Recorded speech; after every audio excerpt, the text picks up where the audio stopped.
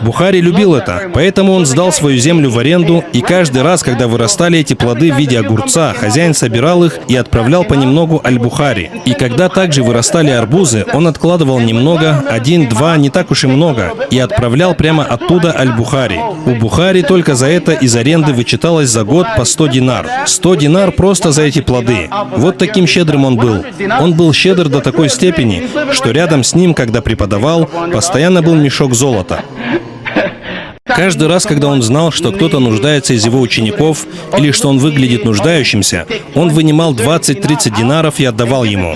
Один из ученых сказал: «Известно, что никто из его окружения не знал о сумке, если вы только внимательно за ним не наблюдали. Рядом с ним всегда была сумка 20-30 динаров. Это минимум, который он раздавал своим ученикам. И не смотрите на меня. Я больше разорен, чем все вы. Я больше нуждаюсь, чем все вы». 20-30 динаров он давал каждому ученику. Сколько у него осталось?